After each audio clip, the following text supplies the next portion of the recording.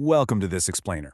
Okay, so I recently stumbled upon something that literally flipped my conventional wisdom completely upside down. And honestly, I think it's going to do the exact same thing for you. For your entire life, you've probably been told that salt is the bad guy, right? It raises your blood pressure, it's super unhealthy, it's something you definitely need to limit. But what if this incredibly common, everyday kitchen ingredient might actually be the exact thing holding back your physical peak? Seriously, if you train hard, if you sweat a ton, or if you constantly feel just drained during your workouts, even when you're chugging plenty of water, you are really going to want to pay close attention today, because this might just be the missing piece to your performance puzzle. Okay, let's dive into this, because what if salt is actually your secret weapon? I know, it sounds crazy, but we really need to completely undergo a paradigm shift in how we view sodium. The truth is, most athletes and active people are unknowingly underperforming, and the reason is surprisingly simple. We've been trained to absolutely fear the very thing our bodies are literally crying out for during intense physical exertion. We've got to unlearn this idea that salt is universally harmful, especially, when we're talking about an active, sweating human body. Now, just to be absolutely clear right out of the gate here, this is definitely not an excuse to hit the drive-thru or load up on an endless buffet of French fries. That is absolutely not what we're talking about today. We are talking about utilizing sodium as a crucial physiological tool. When you use it correctly, it acts as pure performance fuel. It's like unlocking hidden strength, sustaining your endurance, and accelerating your recovery, all using something you literally already have sitting right there in your kitchen pantry. That brings us to Section 1, the hydration paradox, and exactly why drinking plain water just isn't enough. And this brilliantly illustrates the dangerous imbalance that athletes accidentally create. You might be that person who carries a massive jug of water literally everywhere you go, strictly following the standard, well-intentioned advice, right? Sweat a lot, drink plenty of plain water, and aggressively avoid salt. But here's the kicker. When you exercise, your sweat isn't just plain water. It is absolutely loaded with sodium. So by only replacing the water, you create what's known as system dilution, or hyponatremia. Your body is losing sodium rapidly, and you're essentially just watering down your internal chemistry. You lose sodium, you don't replace it, and your entire physiological system becomes dangerously diluted.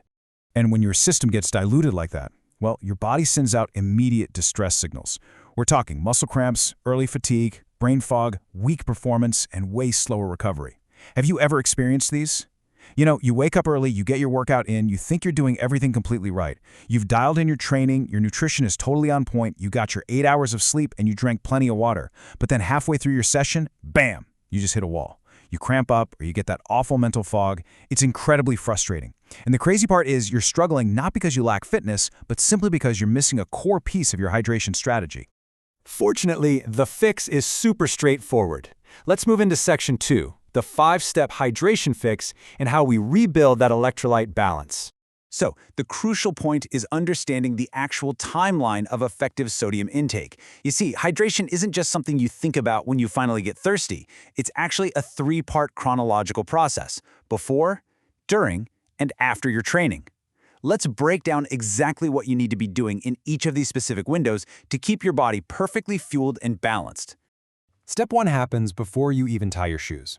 About 30 to 60 minutes before you start training, simply add a pinch of salt to your water. I know, it seems way too simple to be effective, right? But physiologically, this does absolute wonders. Taking in that little bit of sodium before you start sweating actually increases your blood volume. And what that does is help your body effectively retain the fluids you're drinking rather than just, flushing them straight through your system. It primes your internal environment, and you'll noticeably improve your overall endurance literally from minute 1. Step 2 comes into play once you're actually in the thick of it.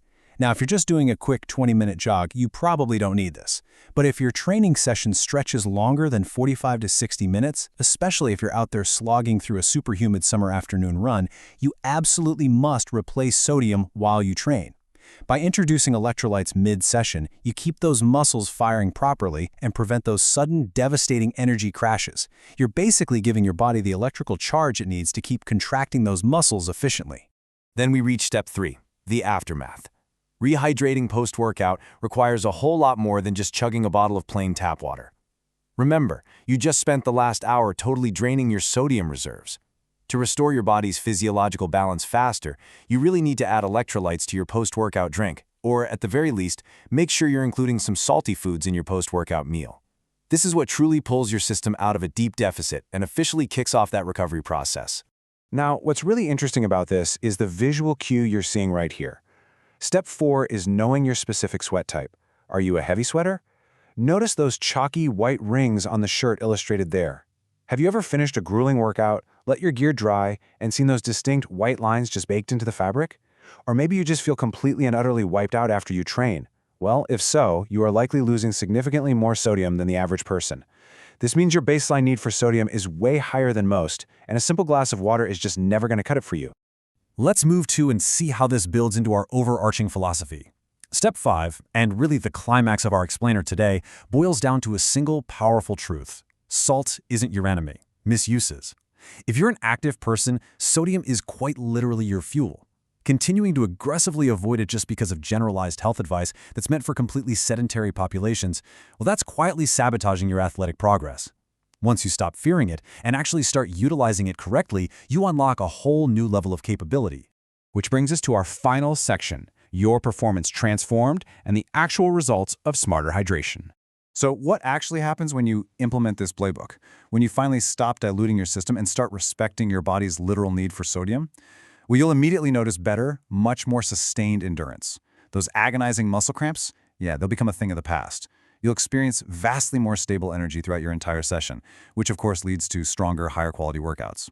And because you're replenishing properly, your recovery time will be significantly faster. And honestly, the absolute best part of all of this is that it requires zero expensive supplements. It just requires smarter hydration, utilizing something you already own. I want to leave you with this final provocative thought. Next time you step into the gym, head out for a run, or hit the field, are you just drinking water? Are you actually fueling your body properly? Stop letting a simple physiological misunderstanding hold back your true potential. Grab that pinch of salt, balance those electrolytes, and go see what your body is truly capable of.